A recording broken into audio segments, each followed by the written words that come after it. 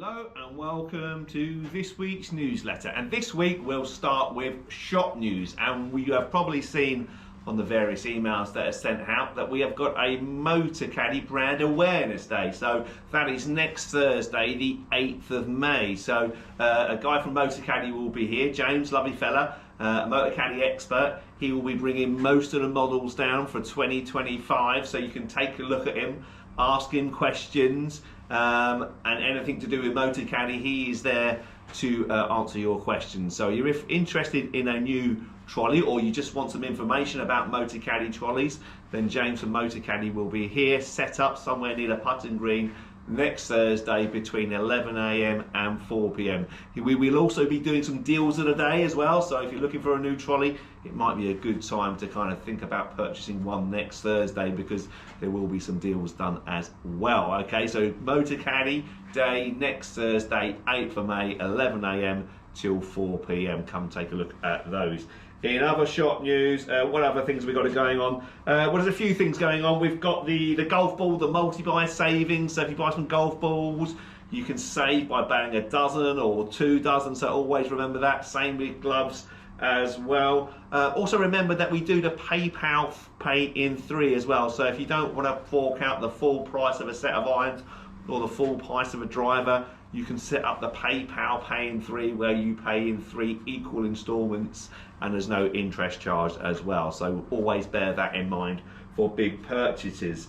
What else we got going on? I'm looking through my little list here. We've got a lot more coming up in May, so perhaps stay tuned for that. But yeah, I think as far as offers, Under Armour shoes are in. Under Armour summer shoes, the Glide 2 shoes, I think I mentioned them last week, didn't I? They are in. They are a fantastic summer golf shoe. They are waterproof, so they will keep the dew off your feet as well, or off your socks as well. So they are waterproof, guaranteed for a year, and they are fantastic value at $89.99. So come and take it those. They are super comfy. It's what me and Ollie wear all day, every day, and we love them. So yeah, they're great shoes and a great price as well, $89.99 for a pair of summer shoes. Right, okay, now moving on, and we'll move on to golf competition news on the tours. And we'll start with the ladies' first major championship of the year. And we'll go, it was the Chevron Championship. Nelly Calder was defending champion, but she didn't have a very good year. It was a really exciting event, actually. I caught a little glimpse of it Sunday evening, although not much of it.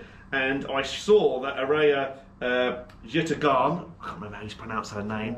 She's won a couple of majors back in the late, 2017, 2018. She was a world #1 back then. Araya Jutagan, is it? I can't remember. Anyway, something like that. Anyway, but she was ahead. She was on a par 5, next to the par 5 in 2. She was 8 under.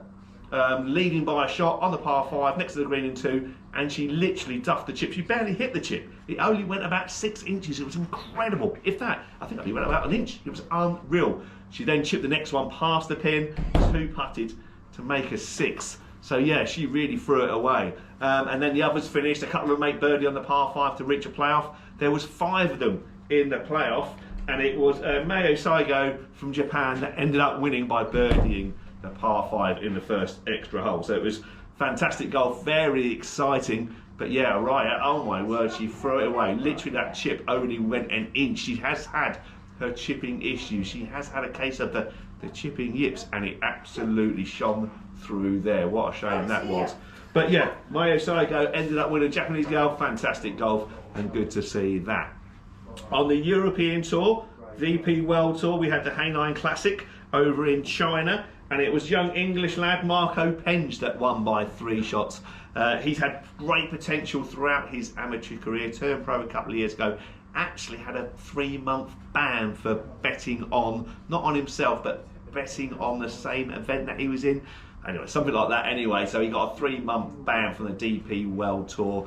He's just come back from that, and he's won his event. He finished at 17 under par. On the PGA Tour, we had the Zurich Classic over in New Orleans. It was the event that Shane Lowry and Rory McIlroy won last year, pairs event, and they paired up again this year, and they were going quite well until they had a bad finish. They bogeyed 3 out the last 6 holes, which took them out of contention in the foursomes format. They alternate 4-ball foursomes, 4-ball foursomes, so a good format that. But it was Andrew Novak and Ben Griffin who won at 28 under par. That was good to see, because that Andrew Novak has been knocking on the door for a little while now. All season he's been knocking on the door. And he's the guy who came second last week, lost in the playoff to Justin Thomas. So that was great to see him get his first PGA Tour victory, and well deserved for all the near misses he's had over the last few months. So Andrew Novak and Ben Griffin won the PGA or Zurich Classic of New Orleans.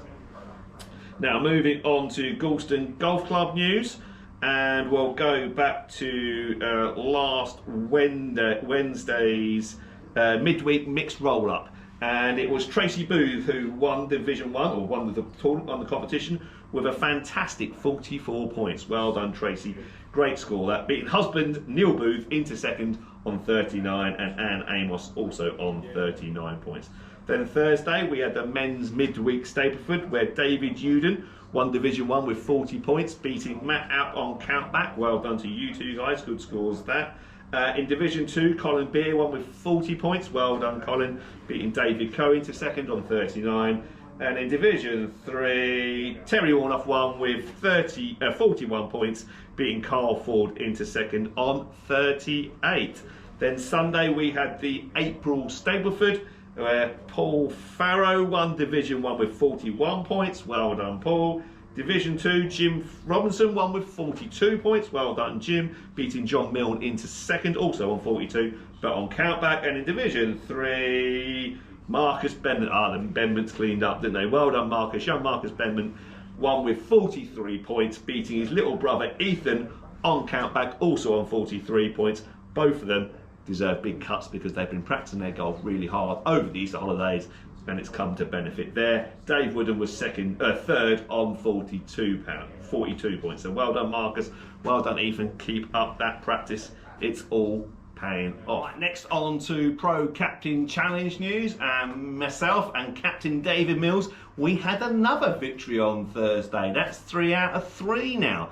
Both of us are playing quite steady golf. This time we played against Simon Pryor and Brian Rackman, and we had a really fantastic game. Very, very close game again. We only won by 2 points. Me and the captain, we tried to throw it away a little bit actually down the last. Both had a bad drive each. I hit mine left into the bushes for the first time in a long while. We had a 3-point lead going down the last. I lost my ball going down there. Managed to make 5 with my second ball. It's playing quite tough into the wind. Brian got it on the green in 4 shots, playing to his handicap. He got a shot on there, so well done, Brian. Simon was out the hole. I think he lost his ball in the bushes as well. So me and Simon are basically out of it. David managed to hit it into the bushes as well, but find it, dropped out. Anyway, it all ended up on the green. Brian was on the green for 4 net 3. He had a putt from, about 40 foot to tie the mass for a 5 for 3. And it just shaved the hole, so he made a 6 for 2, and then David Mills actually did manage to get a point on there. So we did end up at 1 point, but it was very, very close. And Brian, yeah, what a fantastic putt. It just shaved the hole from about 40 foot for his 5 for 3, so he ended up getting 6 for 2. But either way, it was a fantastic game, really close game, in tough conditions. That did get quite breezy on Thursday afternoon, so yeah, that was tricky. But there we go, 3 from 3 from me and Captain David Mills. I've been quite steady. David's very good at making 4 for 4s occasionally, and the odd 4 for 3 as well. So that suits me because I don't generally do too much wrong. But Millsy, he's very good at making the good holes. And then when he has a blob, generally I'm there to back it up. So we're making a good combination at the moment. We've got a tough game this Thursday against Marie Norman and Paula Ledger. So looking forward to that. In other pros news, both me and Ollie went down to a fantastic golf course in Hertfordshire, Moor Park. Fantastic clubhouse, a real old style Georgia mansion. It was awesome, it was. But the golf course was very nice too. Neither of us played that well, unfortunately, so we didn't make it through to the next round. It was a qualifier for the English PGA, I think it was anyway, but neither of us have played that well. But it was nice to get out there and play my first competitive pro-only event since before COVID. So yeah, I was a little bit nervous, a bit anxious off the tee, but managed to calm my nerves a little bit and didn't do too badly, but not good enough to qualify. Right, okay, I think that's everything for this week. Thanks very much for watching, and I look forward to seeing you all soon. Take care, bye bye.